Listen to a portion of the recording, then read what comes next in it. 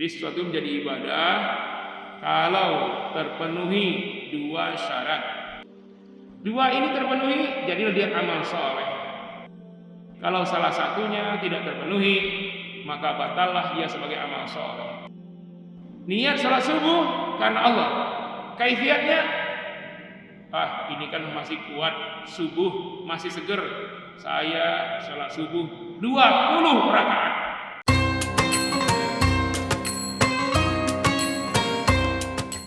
Jamaah yang dimuliakan oleh Allah, untuk hasil yang maksimal dalam menyaksikan video ini dapat menggunakan headset, earphone, atau alat bantu dengar langsung lainnya.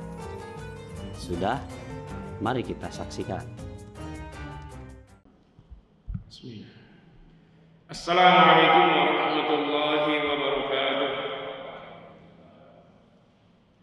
Alhamdulillahil wahidil qahharil azizil ghaffar, mukawwiril laili 'alan nahar, tadhkiratan li ulil qulubi wal absar, wa tabsiratan li dzawil albabi wal 'itibar, alladzi ayqadha min khalqihi man istafa wa zahadahum fi hadhihi ad-dar wa shaghalahum bi muraqabatihi wa idamati al-iftikar wa mulazamati al-itti'azi wal iddikar wa waffaqahum lid-du'ubi fi ta'atihi wa ta'ahhubi bidaril qarar wal hadari mimma yuskituhu wa yujibu daral bawar wal muhafazati ala dhalika ma'a taghayyuril ahwali wal atwar.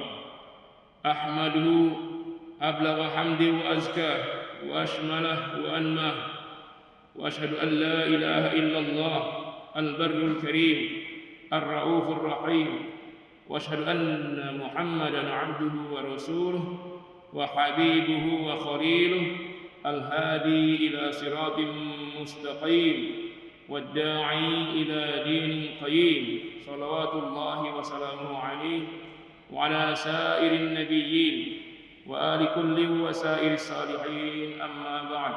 Faqad qala Allah ta'ala, a'udzu billahi minasy syaithanir rajim, wa ma khalaqatul jinna wal insa illa liya'budun ma uridu minhum min rizqin wa ma uridu an yut'imun.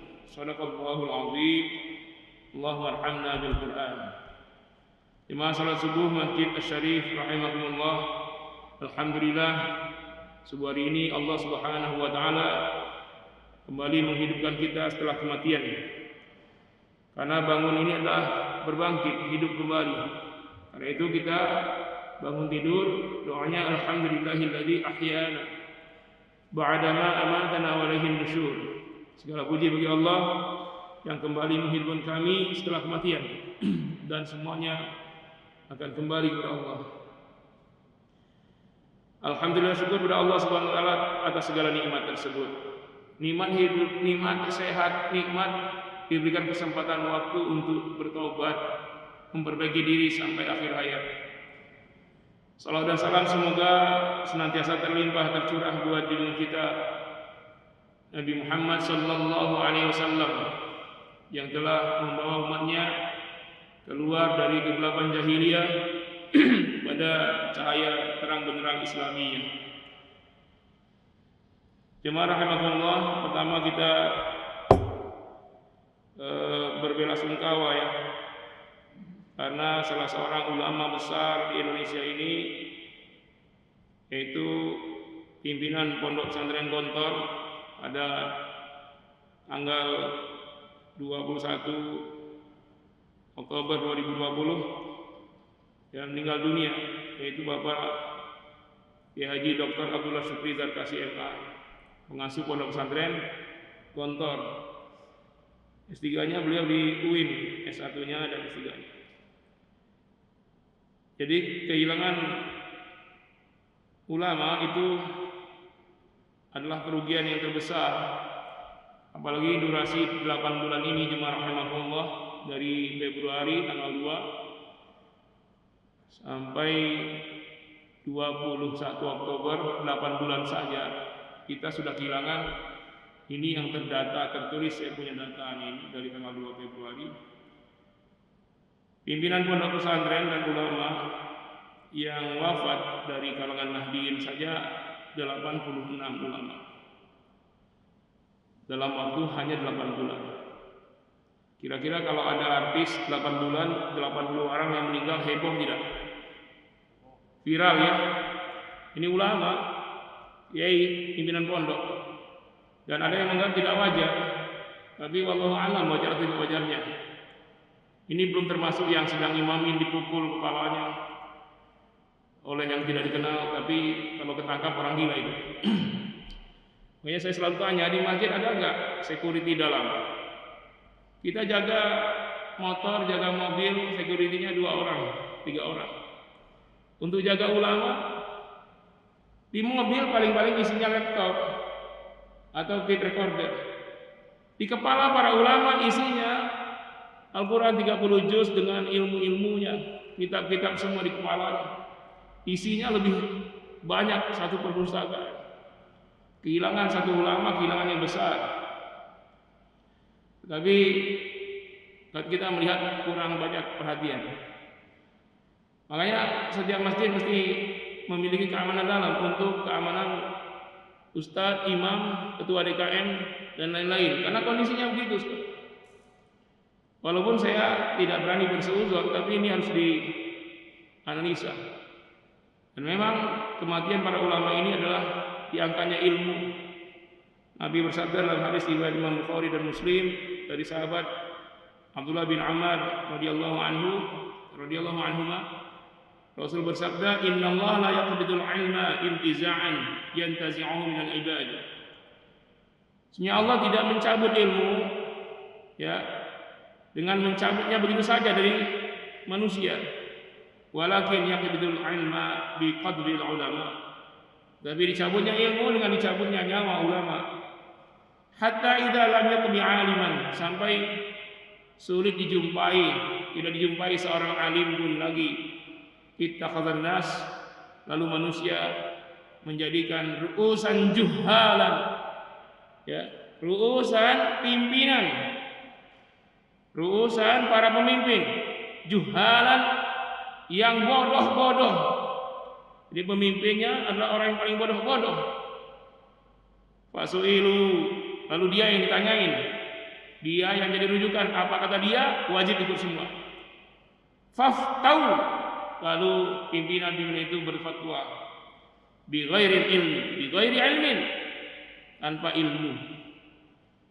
Fadallu wa adallu, maka mereka telah sesat dan mereka pun menyesatkan banyak orang.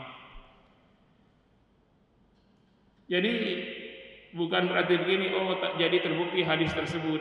Bukan itu. Kalau Nabi berkata seperti ini, memang satu hal yang pasti terjadi. Bukan ramalan, tapi bagian dari wahyu, bagian dari mukjizat bahwa beliau menyebutkan kondisi yang akan datang. Namun bagi umat ini sebuah peringatan. Ya. Berapa banyak sekarang ulama-ulama yang telah wafat, yang mudah-mudahan semuanya dalam keadaan wajar. Tapi bagi kita pengurus masjid, jemaah, menjaganya, karena ulama sekarang termasuk makhluk langka. Kita punya ulama-ulama yang hebat-hebat, Pak. Yang kalau diadu keilmuannya tidak kalah dengan ulama dari manapun. Ya, ada ulama yang hafal Al-Quran dengan segala halamannya, letaknya di mana, sebelah kiri kanannya, atas bawahnya, juz berapa. Itu bukan hanya itu, Pak. Kitab-kitab turas itu dihafal, Fathul Wahab, Fathul Mu'in, semua dihafal di kepalanya itu. Ada yang sudah dapat sanad ya Sahih Bukhari Muslim, sudah kutubus sittah. Jadi 6 kitab hadis itu sudah di kepalanya semua. Dan mereka telah menghafalnya sejak usia belia. Dan ketika usianya sudah sekarang menua, nah ini khawatir penggantinya belum banyak. Nah karena itu selagi masih ada maka antusiaslah untuk menjaganya dan berilmu, belajar untuk mengambil ilmunya supaya estafet ini bisa dilanjutkan pada generasi selanjutnya. Ya masih adalah, kalau saya sebut sebagian, ada Ustaz ya Doktor, kemudian ada Profesor Dr. Uwas, misalnya ada Adi Hidayat, Ustaz Firanda dan lain-lain di Indonesia banyak. Ya, nah kita jaga itu. Gak usah lihat ormasnya apa, kemudian dia mazhabnya apa. Tapi yang jelas semuanya ahlu sunnah. Ini mesti kita jaga. Karena itu di masjid-masjid tolong persiapkan security dalam. Mungkin bukan hanya untuk menjaga ulama, ustadz, imam, ketua DKM, pengurus DKM, juga termasuk ya sarana-sarana di dalam. Kalau kita banyak, mungkin tetap bagus di luar dijaga kendaraan, parkir, ya dijaga juga oleh security. Tapi menjaga ulama itu lebih diutamakan daripada sekedar menjaga kendaraan. Ya ini usul. Baiklah, rahimahullah, kita terpotong ya waktu sebelum pandemi. Kita sudah mulai ngaji kitab hadis Riyadhus Shalihin, yaitu kitab karangan Al-Imam Al-Allamah Abu Zakaria Muhyiddin Yahya bin Syarif bin Marad bin Hasan bin Husain Abu Zakaria An-Nawawi Ad-Dimashqi. Kitab beliau banyak. Pada pertemuan perdana sudah saya sampaikan biografi beliau dan maroji kitab-kitab beliau.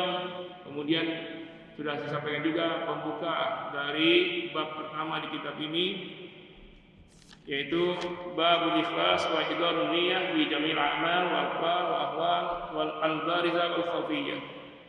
Bab ikhlas serta menghadirkan niat dalam semua perbuatan, ucapan, kondisi yang terlihat maupun yang tersembunyi. Dan biasanya di kitab ini setiap bab selalu diawali dengan beberapa ayat-ayat Al-Qur'anul Karim. Pada bab ini telah diawali dengan beberapa ayat-ayat Al-Qur'an. Di antaranya yaitu wa ma umiru illa liya'budullaha mukhlishina lahu ad-din hunafa wa yuqimus shalah wa yutuz zakah wa dzalika dinul qayyim. Secara tafsiriahnya sudah kita jelaskan. Kemudian di antaranya ayat la yanalallahu luhumuha wala dima'uha walakin yanalu taqwa minkum. Allah menerima takwa kalian, darah, daging, kurban tidak akan sampai kepada Allah, ketakwaan yang sampai. Sudah kita jelaskan. Juga ayat surah Al-Imran, qul in tukhfu ma fi sudurikum aw tubduhu ya'lamullah. Apa saja yang kau sembunyikan, kalian sembunyikan dalam hati kalian atau kalian nyatakan, pastilah Allah tahu semua. Sudah pula kita jelaskan. Dan inilah ayat-ayat membuka dalam bab ikhlas dalam kitab Riyadhus Shalihin. Lalu kita pun sudah membahas, baru menyinggung sebentar tentang hadis nomor 1. Jadi hadis nomor 1 adalah hadis tentang niat dan hijrah. Ya, ini akan kita ulas sebentar, nanti kita tambah dengan hadis kedua. Jadi kajian kita ini menyambung apa yang terputus sebelum pandemi yang lalu. Jadi kalau masih ingat mungkin hebat ini ya, karena hampir setahun, 9 bulanan ya. Baik, pertanyaan pertama, kenapa Imam An-Nawawi meletakkan hadis tentang niat ikhlas bab pertama? Apakah yang lain tidak penting? Kenapa bukan tentang sholat, barangkali tentang jihad fi sabilillah, atau haji dan umrah, atau barangkali tentang nikah, ya, nikah dan tolak dan rujuk misalnya, atau bab yang lainnya? Kenapa bab ikhlas?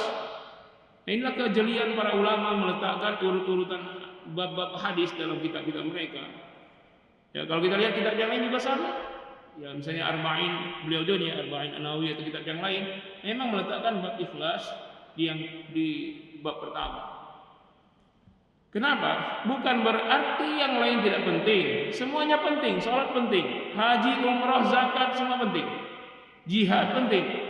Tapi haji, baik sholat, puasa, zakat, semua hanya akan diterima sebagai amal ibadah kalau dilakukan dengan ikhlas.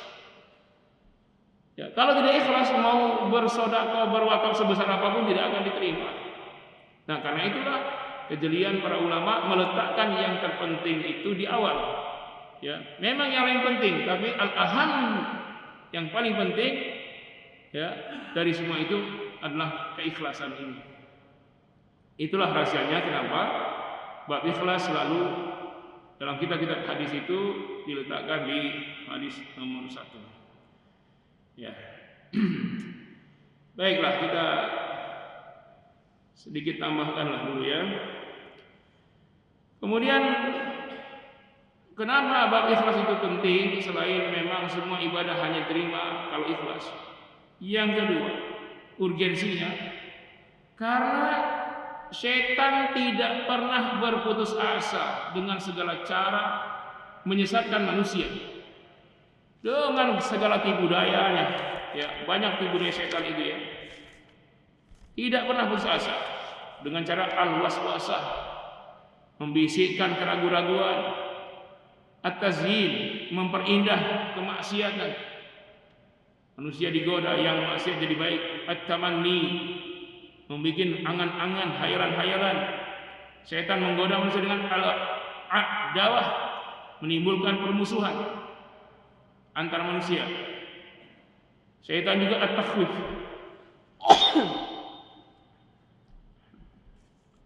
at-takhwif, nakut-nakutin. As-saddu, menghalang-halangi dari jalan Allah.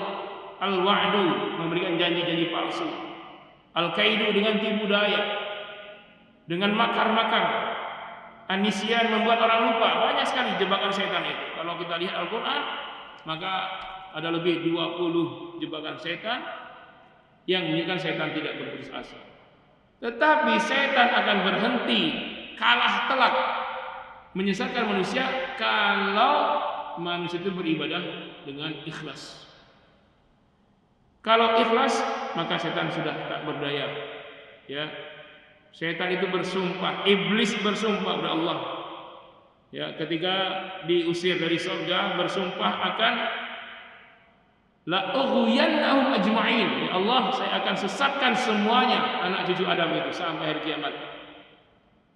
Lalu yang tidak bisa illa min ibadikal mukhlasin, hanya hamba-hambamu yang ikhlas yang tidak mempan digoda setan. Kalau manusia sudah ikhlas, maka setan merintih, menjerit, berputus asa. Nah, kemudian kenapa penting ikhlas? Selain tadi ikhlas urgen, menentukan semua amal. Yang kedua, setan berputus asa kalau orang ikhlas. Yang ketiga, dengan niat ikhlas maka semua menjadi ibadah. Perkara muamalah, perkara mubah. Jadi ja'lul mubah, ja'lul ibahat, menjadikan semua yang mubah al-ibadah, menjadi ibadah. Antum bisnis, antum setiap hari usaha itu mubah, makan minum mubah. Tapi kalau semua itu dilakukan dengan ikhlas, niat karena Allah, menjadi ibadah. Tidur mubah, berapa jam? 6 jam tidur. Itu nggak ada bobotnya, mubah saja. Tapi kalau antum lakukan dengan ikhlas, cuma tidur saja, 6 jam itu menjadi ibadah. Nah, bayangkan kalau orang tidak ikhlas dalam tidur, berapa jam hilang. Ya, ibadahnya hilang 6 jam. Padahal kita bisa tanpa ngapa-ngapain dinilai ibadah. Sepanjang helaan nafas selama tidur itu, pahala mengalir kalau tidurnya ikhlas. Tentu tidak cukup ikhlas, tapi diberi kaifiyahnya. Kaifiyah tidurnya bagaimana? Baca doa atau tidak? Berwudu dulu atau tidak? Nah, kalau nanti setelah tidur itu tidak bangun-bangun lagi, kalau orang yang tidurnya ikhlas, maka dia kalau tidak bangun lagi, wafatnya dalam keadaan husnul khatimah. Nah, inilah pentingnya ikhlas. Karena itu pentingnya ulama meletakkan bab ikhlas di kitab-kitab mereka. Baik, kita masuk ke hadis yang pertama. Kalau ada di aplikasinya kitab Riyadhus Shalihin yang terjemah, boleh itu dibuka di aplikasi atau yang ada di layar. Bismillahirrahmanirrahim. Wa an Amiril Mu'minin Abi Hafsin Umar bin Khattab ibnu Nufail ibnu Abdul Uzza ibnu Riyah ibnu Abdullah ibnu Qurt ibnu Razah ibnu Ali ibnu Ka'ab ibnu Lu'ay ibnu Ghalib al-Qurashi al-Adawi radhiyallahu anhu, dari Amirul Mukminin Abi Hafs, yaitu Umar bin Khattab bin Nufail bin Abdul Uzza bin Riyah bin Abdullah bin Qurt bin Razah bin Ali bin Ka'ab bin Lu'ay bin Ghalib al-Qurashi al-Adawi. Jadi pada ini ya, pada Lu'ay bin Ghalib, ini yang ketemu dengan silsilah Nabi Muhammad. Dia sudah kakek moyangnya. Qala, beliau sallallahu bersabda. Beliau berkata, Umar berkata, sami'tu Rasulullah sallallahu alaihi wasallam. Saya mendengar Rasulullah sallallahu alaihi wasallam bersabda, yaqulu bersabda, innamal a'malu binniyat wa innamal likulli imri'in ma nawa. Faman kanat hijratuhu ila Allah wa rasulih fa hijratuhu ila Allah wa rasulih. Wa man kanat hijratuhu lid-dunya yusibuha aw imra'atin yankihuha fa hijratuhu ila ma hajara ilaihi. Muttafaqun alaih. Rawahu al-Imam Muhaddisain Abu Abdullah Muhammad bin Ismail bin Ibrahim bin Al-Mughirah bin Bardizbah Al-Ju'fi Al-Bukhari wa Abu Husain Muslim Ibnu Hajjaj bin Muslim Al-Qushairi An-Nasaiburi fi kitabihim alladaini huma asahul kutubil musannafah. Jadi Umar berkata, ya, sami'tu Rasulullah sallallahu alaihi wasallam yaqul, saya mendengar Rasulullah SAW bersabda, innamal a'malu binniyat, sesungguhnya semua amal selalu diiringi dengan niat. Jadi kalau tidak ada niat, tidak ada amal. Maksudnya tidak dianggap sebagai amal. Baik ucapan, perbuatan, apa saja, itu senantiasa ada niatnya. Makanya dalam semua ibadah ada rukun. Selalu rukun yang pertama itu niat. Anda sholat, rukun pertamanya niat. Anda haji, umrah, niat. Kalau niat tidak ada, tidak menghadirkan niat karena Allah, maka batallah ibadah tersebut. Niat bukan hanya di awal, walaupun harus diawali niat. Niat itu di awal amal, kemudian mengiringi amal, dan mengakhiri amal, itu niat. Niat sholat misalnya, kita akan sholat, niatnya karena Allah. Lagi sholat itu semuanya, baik ucapan maupun perbuatan, karena Allah. Nanti setelah selesai, sholatnya juga karena Allah. Itulah niat. Jadi niat itu mengiringi. Bukan di awal selesai, tidak, terus setiap kita beribadah, awalnya niat, selama proses ibadah niat, dan di akhirnya tetap niat tidak lepas dari menghadirkan Allah Subhanahu wa ta'ala. Kata Nabi begitu, semua amal, bukan awalul amal, semua awal amal dengan niat, tidak. Ya, setiap amal selalu bin niat, bi hanya ma'iyah, menyerta. Jadi semua amal niat itu menyertai dari awal proses berakhirnya perbuatan, selalu ada niat. Wa inna ma likulli imri'in ma nawa. Maksudnya setiap orang tergantung apa yang dia niatkan. Kalau dia niatkan karena Allah, mendapatkan kebaikan dari Allah. Kalau karena manusia, maka orang yang berniat karena manusia berbangkit di yaumil akhir, dia akan mencari manusia yang karena dia berbuat. Misalnya orang yang berbuat riya, berbuat atau beramal karena manusia, ia baguskan amalnya karena ingin mendapat sambutan orang, ujian orang lain, maka saat yaumil hisab, dia akan mencari orang tersebut dan meminta pahalanya. Coba bayangkan kalau orang beramal sholatnya karena ingin mendapat pujian satu jemaah masjid. Nanti ketika dihisab, dia akan mencari setiap jemaah. Dia cari Pak Amin minta pahala.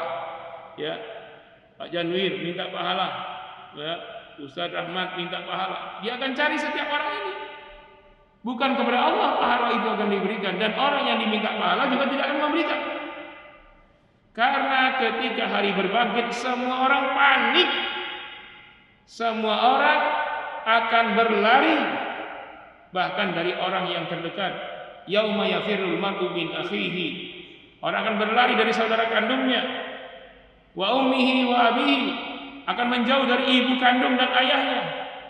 Wa sahibatihi wa banihi, berlari jauh dari istri dan anak-anaknya. Kenapa? Karena orang takut nanti pihak tadi, saudaranya, ayahnya, ibunya, istri, anaknya nuntut dia dan akan mengambil pahalanya. Maka tidak ada orang di yaumil akhir nanti yang akan mensedekahkan pahalanya. Semua orang malah berpikir kalau bisa mengambil pahala orang lain. Nah, coba bayangkan nanti orang-orang yang tidak ikhlas dalam ibadahnya, dia akan mencari orang-orang yang karenanya dia riya di dunia itu. Jadi riya ini dosa besar, walaupun disebut sebagai syirik kecil. Riya ini syirik kecil, tapi dosa besar. Nah, ini penting ketika kita beramal apa saja, hadirkan Allah. Ya, jangan ada sedikit pun karena Pak RT, karena pengurus DKM, karena manusia. Justru kalau kita sholat misalnya sendirian, tidak ada yang lihat, itu sholat yang berkualitas. Tapi kalau di depan jemaah, sholatlah seperti biasa. Jangan sampai terjadi ketika sholat sendiriannya asal baca. Ketika dia jadi imam atau dia jadi jemaah tapi bersama, maka dia baguskan gerakannya. Ini harus hati-hati, ya. Karena niat urusan kita dan Allah Subhanahu wa taala. Yang lain tidak tahu. Orang hanya melihat sama, semuanya sama. Salatnya sama, khusyuk, gerakannya sama. Mungkin bacaannya pun sama. Kalau orang nilainya sama saja, tapi apa bedanya? Perbedaan terlihat pada niat. Ya, kualitasnya pada niat tersebut. Jadi terkait dengan qalbu. Jadi Islam mengajarkan kita menilai itu. Yang pertama dinilai itu adalah hati. Kalau hatinya bersih, jadi apapun dia akan bersih. Jadi pemimpin, jadi wali kota, jadi gubernur, jadi pengusaha. Tapi kalau hatinya tidak bersih, bagaimanapun dia menampilkan ucapan perbuatannya, mengerayu, menakjubkan manusia, tapi hasilnya akan berantakan. Ya, karena semua harus berawal dari hati yang bersih. Maka Nabi berkata, "Faman kanat hijratuhu ila Allah wa rasulih, fa hijratuhu ila Allah wa rasulih." Barang siapa yang berhijrahnya karena Allah niatnya dan mengikuti Rasulullah, fa hijratuhu ila Allah, maka hijrahnya itu karena Allah. Lihat, ilallah di situ tidak diganti dengan domir, tidak diganti dengan ilaihi, bukan.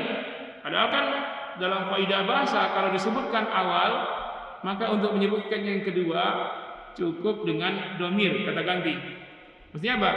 Faman kanat hijratuhu ilallahi wa rasulih, wa hijratuhu ilaihi wa rasulih. Tapi tidak, bukan ilaihi tapi ilallah. Jadi lafaz Allah tetap tidak diganti dengan domir, menunjukkan bahwa tidak boleh diganti. Semua amal itu mesti karena Allah, ya. Dan kaidahnya wa rasulih, mengikuti Rasul. Jadi sesuatu menjadi ibadah kalau terpenuhi dua syarat.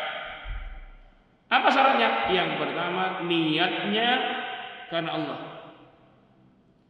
Yang kedua, kaifiatnya mengikuti Rasulullah. Dua ini terpenuhi, jadilah dia amal saleh yang diterima. Kalau salah satunya tidak terpenuhi, maka batallah dia sebagai amal saleh. Niat salat subuh karena Allah. Kaifiatnya, ini kan masih kuat, subuh masih seger. Saya salat subuh 20 rakaat, bacaan panjang-panjang. Sah tidak?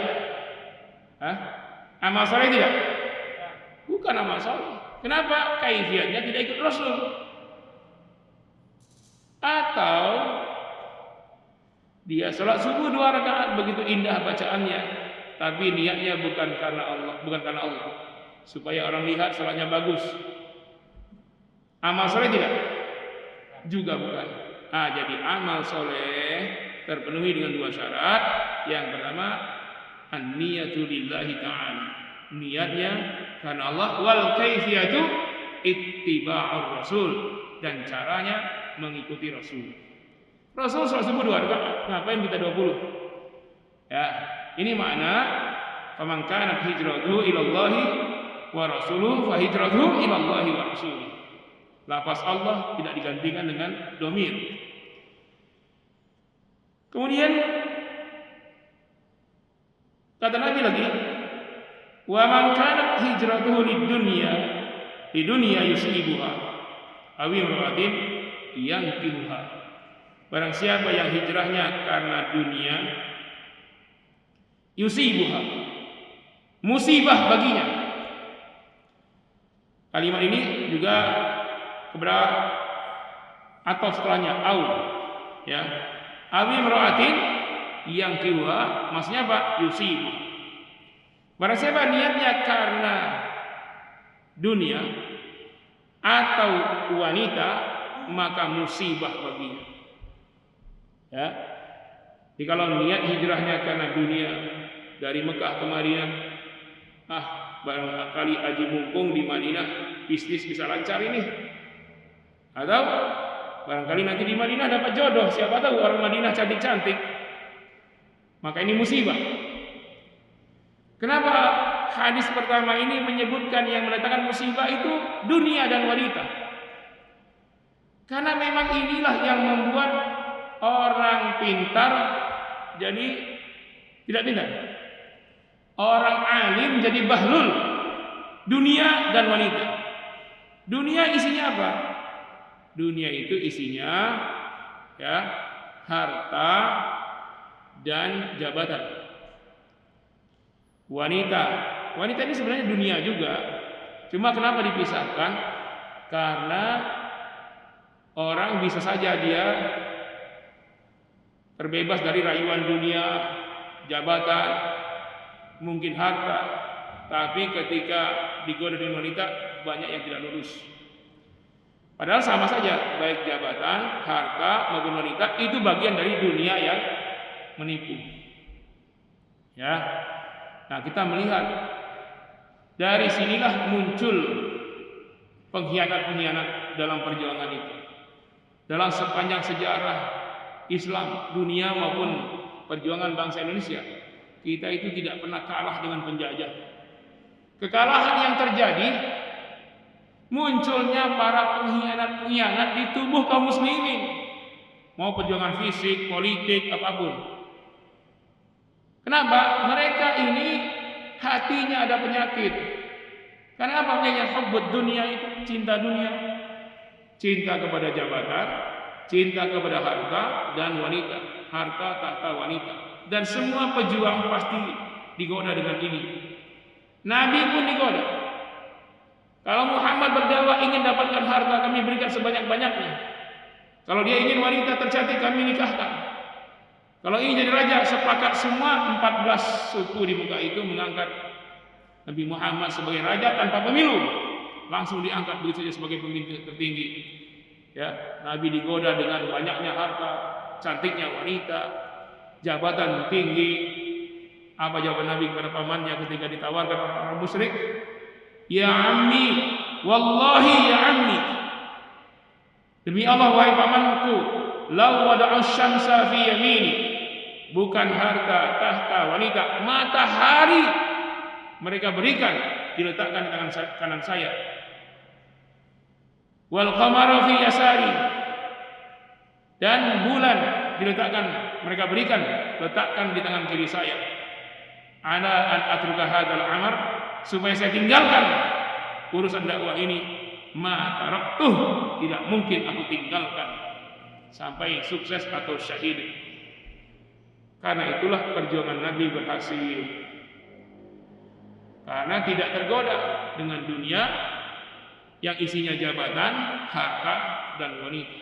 Nah, sekarang perjuangan para ulama, pimpinan umat seringkali karena jabatan, harta, mereka berpindah ke berpihakan. Baik perjuangan fisik maupun politik. Kalau di tubuh umat Islam tidak ada pengkhianat seperti ini, maka perjuangan selalu sukses. Ya. Selama Nabi hidup 80 lebih perang jihad fisabilillah, kalahnya cuma sekali, yaitu perang Uhud. Kenapa? Karena munculnya orang-orang, bukan orang munafik ya, orang-orang yang di hatinya ada penyakit. Jadi sebenarnya ada dua golongan munafik secara umum. Satu disebut dengan munafik, satu disebut fi qulubihim maradun. Itu dibedakan oleh Al-Quran, walaupun kedua-duanya munafik. Orang munafik dengan orang yang hatinya ada penyakit, sesungguhnya orang munafik itu jelas. Yang tidak jelas itu bukan munafik, orang yang hatinya ada penyakit. Apa penyakitnya? Cinta dunia dan jabatan. Selalu ragu-ragu. Kalau orang munafik itu jelas Pak, bukan tidak jelas. Kalau munafik pengertian secara sempit, apa jelasnya? Jelas keimanannya kalau dilihat oleh manusia. Dia ini beriman. Jelas kekufurannya kalau dilihat hatinya.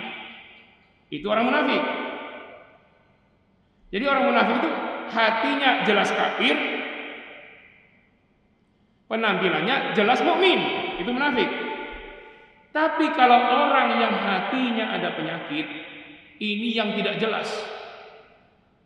Dia kelihatannya beriman, tapi karena hatinya kotor, kena wanita, kena jabatan, kena harta, dia tetap beriman, kelihatan sorban masih dia pakai, udel-udel masih dipakai. Tapi dia dikatakan berpihak pada kafir juga tidak mau, dia menolak. Karena hatinya ada penyakit. Maka penyakit ini bisa mengalami komplikasi yang Allah sebut dengan fazadahumullahu marada. Allah tambah penyakitnya. Kalau munafik, penyakit hatinya namanya nifak. Satu penyakit nifak. Kalau orang yang hatinya ada penyakit, itu zadahumullahu marada, penyakitnya bertambah. Pertama, penyakitnya itu bisa riya. Yang kedua, muncul dari riya itu nifak. Jadi penyakit nifak itu satu penyakit dimiliki orang munafik. Sedangkan alladzina fi qulubihim maradun, orang yang ada penyakit di hatinya bukan hanya nifak, dia ada fusuk, kefasikan. Nifak tambah fasik, tambah fasadun. Fasadun penyakit hati juga. Ya. Tambah apa lagi? Kufrun. Jadi lengkap tuh. Nifak, fasad, fiskun, kufrun. Dan banyak penyakit yang lain sehingga terjadi komplikasi. Komplikasi penyakit. Ibarat kalau manusia sudah ada jantung, diabetes, darah tinggi, apa lagi? Stroke, gabung semua. Namanya komplikasi penyakit. Itulah fi qulubihim maradun. Lebih parah daripada munafik. Kita tertipu karena dia masih pimpinan umat. Mungkin dia masih punya pondok pesantren, mungkin dia masih ketua ormas Islam. Dan ini jauh lebih parah daripada munafik. Karena saya pisahkan, karena memang Al-Quran menjelaskan antara munafik dengan alladzina fi qulubihim maradun dipisahkan. Walaupun keduanya sama-sama munafik, ya, yang disebut Al-Quran tempatnya fi darkil asfali minan nar. Nah, diwanti-wanti dari hadis nomor 1, jangan ada di antara orang beriman itu, ya, dalam hatinya penyakit, ya, terutama penyakit tergoda dengan dunia wamra'atin dan perempuan. Dunia isinya jabatan, harta.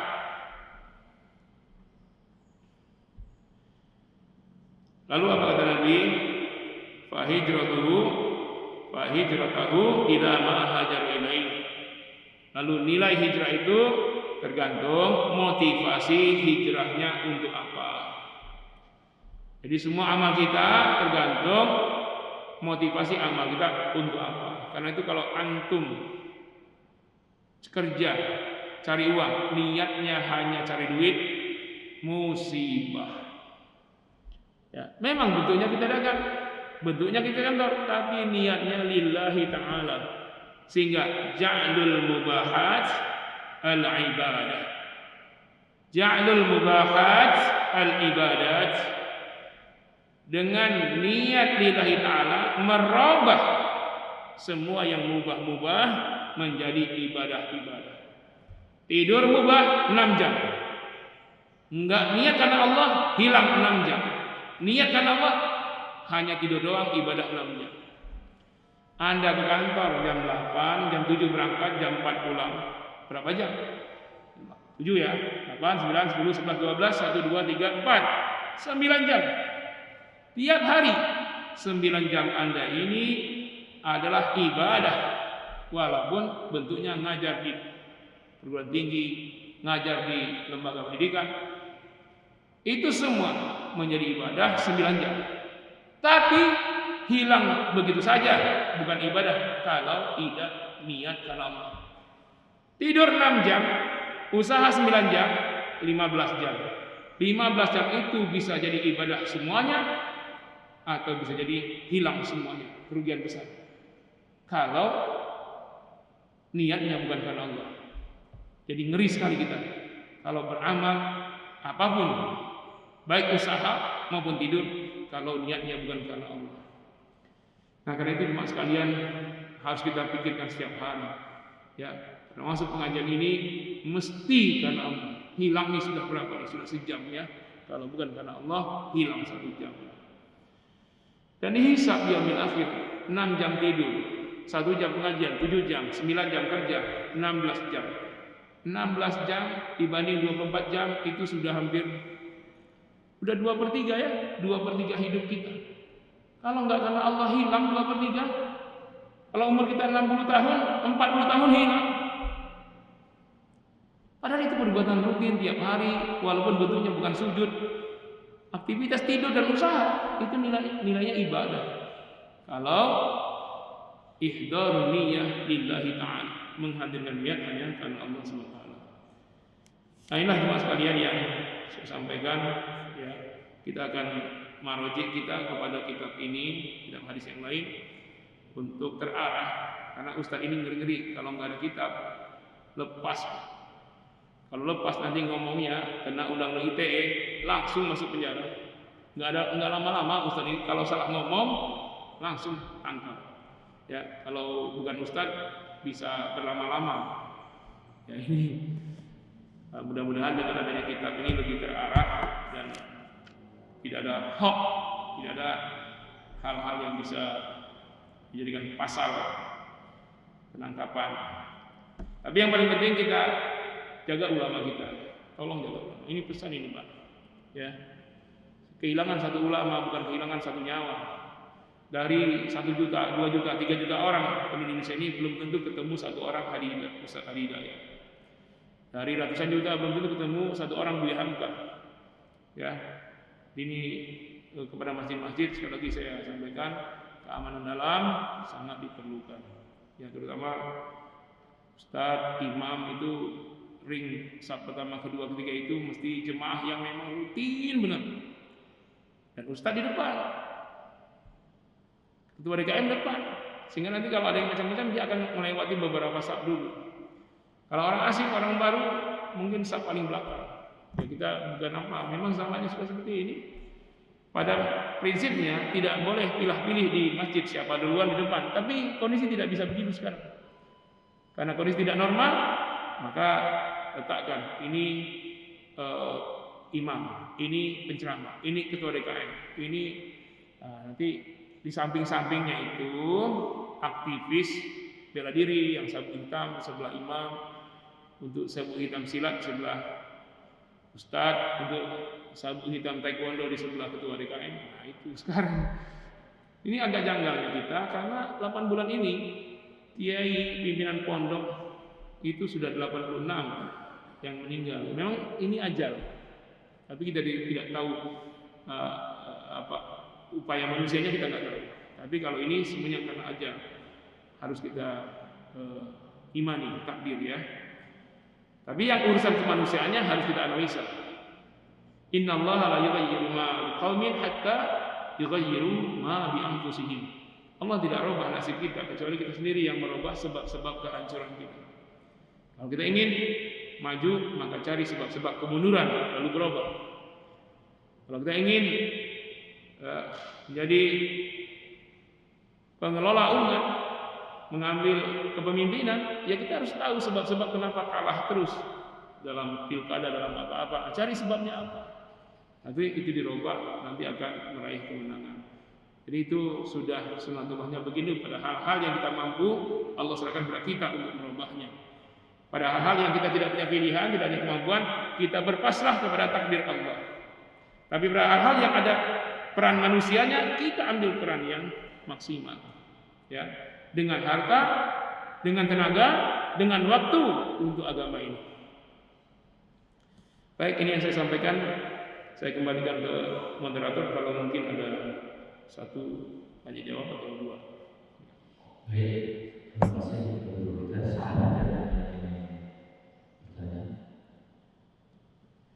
Assalamualaikum warahmatullahi wabarakatuh. Waalaikumsalam warahmatullahi wabarakatuh. Izinkan saya bertanya. Jadi penjelasan tersebut apakah orang munafik itu kan masuk neraka jahanam.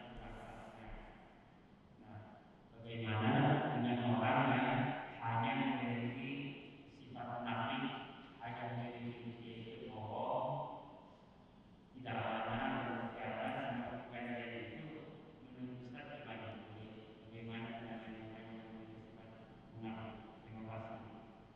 Ya. Waalaikumsalam. Kita sering mengatakan tanda munafik 3. Betul, itu disebut dalam hadis. Idza haddatsa kadzdzaba, bicara dusta. Wa idza wa'ada akhlafa, janji bohong. Wa idza tumina khana, kalau diberi amanah berkhianat. Jadi ketua RT berkhianat, jadi gubernur berkhianat, sampai tinggi berkhianat. Itu tanda munafik yang disebut di hadis. Tapi jangan lupa, itu sebutan hadis. Kalau dalam Al-Quran, munafik itu banyak sekali tanda-tandanya. Ya. Dan secara umum keluar dari lisan munafik itu. Wa minan nasi may yu'jibuka qawluhu fil hayatid dunya wa huwa aladdul khisam. Di antara manusia ada orang yang kalimatnya memukau, padahal dia aladdul khisam, musuh yang paling besar. Jadi pada prinsipnya orang munafik ini bicaranya itu ya mungkin logis, sangat logis, sistematis, sangat indah. Sehingga orang yang tanpa ya polos-polos saja semua tertipu itu. Makanya kita ini dituntut mempunyai analisis yang tersirat dari yang tersurat. Apa yang dimaksud? Bukan apa yang kalau ahli fikih nahkum bizawahir, hanya menghukumi apa yang terlihat, terdengar, terasa. Tapi seorang pejuang dakwah itu punya strategi melihat apa yang tersirat. Ini sulit, ya. Nah, kalau dilihat Al-Quran, komposisi satu surat aja Al-Baqarah misalnya, itu pendahuluan Al-Baqarah itu 20 ayat. 1 sampai 5 orang-orang yang beriman bertakwa. 6 dan 7 orang kafir. Bayangkan, orang kafir cuma 2 ayat. Dari ayat 8 sampai 20, 13 ayat tentang orang munafik. Komposisi itu mencerminkan komposisi surah Al-Baqarah 20 ayat pertama itu. Komposisi itu mencerminkan keseluruhan isi Al-Quran. Jadi 13 dari 20 ayat 65%. Jadi kalau begitu Al-Quran bicara tentang orang munafik itu 65%. Ya, agar kita lebih hati-hati dengan orang munafik ini. Kenapa? Kegagalan semua perjuangan karena kemunafikan itu. Jadi bukan 3 yang disebutkan itu betul. Hadis itu standarnya loh, standarnya ini ciri-ciri. Tapi ada ciri-ciri khususnya melewat dari standar. Ada 20, ada 30. tanda orang munafik itu. Dan paling parah itu, tanda itu terlihat pada memilih pemimpin. Di mana Anda? Jadi Al-Quran yang 6.236 ayat itu, soal ibadah itu maksimal cuma 15% isinya. 65% lebih, bahkan 70% lebih itu tentang sikap. Kita mengambil sikap apa terhadap agama ini? Sikap kita apa? Tapi kebanyakan orang dalam mengambil Al-Quran, dia bicara seolah-olah Al-Quran hanya bicara soal sholat saja. Padahal Al-Quran bicara soal bisnis, bicara soal ekonomi, hukum, politik, budaya, itu nggak didalami. Sehingga dia berkata seolah kalau agama itu cuma sholat, zakat, puasa, haji, umroh, selesai. Padahal isi Al-Quran itu 70% tentang sikap kita. Di mana kita bersikap? Beriman, kafir, apa munafik? Ambil sikap yang mana? Jelas, harus jelas. Kalau nggak jelas itu yang munafik. Nah, pertanyaan kalau memiliki tanda-tanda yang tiga itu, apakah bagaimana kesudahannya? Allah yang sebutkan, bukan saya. Innal munafiqina fid darkil asfali minan nar. Di akhirat tempatnya neraka. Kebohongan. Ya, kalau kebohongan itu betul-betul berdampak luas, kalau Quran sebut penyakit munafik itu diantaranya fasad. Wala tufsidu fil ardi. Jangan berbuat kerusakan di muka bumi. Kenapa disebut fil ardi? Enggak disebut fid dairah, disebut daerah, atau fil makan, disebut tempat. Tapi disebut fil ardi, menunjukkan luasnya. Jadi kalau kebohongan tadi, pengkhianatan tadi, tidak menepati janji tadi, memberikan dampak luas kepada masyarakat umum, itulah yang fid darkil asfali minan nar. Tapi kalau kebohongannya itu berdampak pada satu orang saja, maka itu dosa besar yang dia bertanggungjawabkan, tapi bukan fid darkil asfali minan nar. Jelas ya? Jadi kalau idza haddatsa kadzdzaba, bicara dusta, kalau kedustaan ini menyebabkan dampak luas kepada masyarakat umum, itu fid darkil asfali. Yang kedua, wa idza wa'ada akhlafa, berjanji dia tidak tepati. Saya kalau terpilih akan begini, tapi dampaknya luas, itu ya banyak orang yang dirugikan. Yang ketiga, wa idza tumina khana, diberi amanah khianat, itu pasti. Nah, jadi posisinya di mana? Di neraka paling bawah. Bukan iblis yang paling bawah, bukan Fir'aun. Jadi neraka jahanam itu pun bertingkat-tingkat. Neraka itu bertingkatnya ke bawah, semakin panas, semakin mengerikan. Dan yang paling bawah neraka jahanam. Dan neraka jahanam itu pun bertingkat-tingkat. Yang paling bawah dari neraka jahanam itulah tempat orang-orang munafik. Jelas ya? Nah, jadi kalau kebohongannya dia bohong dengan satu orang, dampaknya tidak berdampak pada orang banyak, itu dosa besar yang dia bertanggungjawabkan, tapi tidak sampai kekal di neraka jahanam. Tapi itu dosa besar juga yang dihisab di yaumil akhir. Tapi beda posisinya dengan yang fasadun fil ardi, yang dampaknya meluas. Dan biasanya yang akan memberi dampak luas itu orang yang memegang amanah. Coba kalau dia korupsi, satu aja dia korupsi tentang pembangunan jalan, sudah setiap orang yang lewat jalan itu, satu orang, dua orang, tiga orang, itu dosa dia semua. Misalnya dia bikin jalan beton, ketebalannya misalnya 80 cm, dia korupsi jadi 60 cm. Dia korupsi berapa? Bukan 20 cm. 20 cm kali panjangnya jalan itu. Maka setiap orang yang jalan sepanjang jalan itu, dia kena dosanya terus. Sepanjang jalan itu masih ada, dosanya terus untuk dia. Bapak megang proyek, nggak usah 20 cm dah. Proyek bikin jalan beton, ketebalannya 50 cm atau 70. Anda bikin 68 ketebalannya, berapa korupsinya? 2 cm. Bukan 2 cm. 2 cm kali panjangnya jalan tersebut, maka sepanjang jalan itu berapapun manusia, hewan yang lewat, dosanya buat Anda semua. Baik pejalan kaki, goes, pakai motor, pakai beca, pakai mobil, merangkak, pakai kursi roda, yang lewat situ dosa sebanyak orang itu berkali-kali lipat, itu dosanya untuk Anda yang bikin jalan korupsi itu. Itu kalau korupsi cuma 1 senti. Al-Quran menyebutnya al-mutaffifin, curang. Curang itu dia hanya ngurangin sedikit. Kalau dia ngurangin banyak namanya kazib, bukan mutaffifin. Sedangkan mutaffifin saja dampaknya begitu. Bagaimana dengan kazib? Tahu bedanya? Jadi kalau Anda berdagang 1 kilo berapa? 10 on. Anda korupsi jadi 9,5 on, itu mutaffifin. Tapi kalau Anda korupsinya 1,5 on atau 2 on, itu bukan mutaffifin lagi, itu kazib, pendusta. Jadi curang dikit saja masuk neraka wail, neraka wail. Wail itu adalah jurang neraka jahanam. Jelas ya? Nah, baik. Sudah?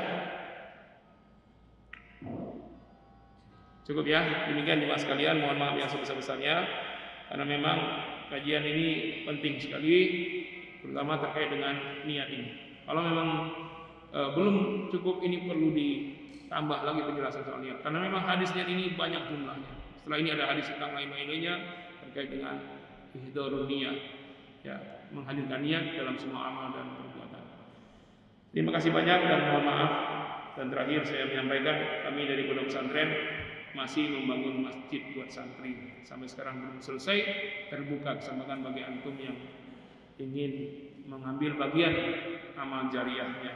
Mudah-mudahan Allah Subhanahu wa taala akan mengirimkan para dermawan, ya, ahli surga yang akan menyelesaikan pembangunan masjid di pondok pesantren kami. Terima kasih banyak. Wassalamualaikum warahmatullahi wabarakatuh.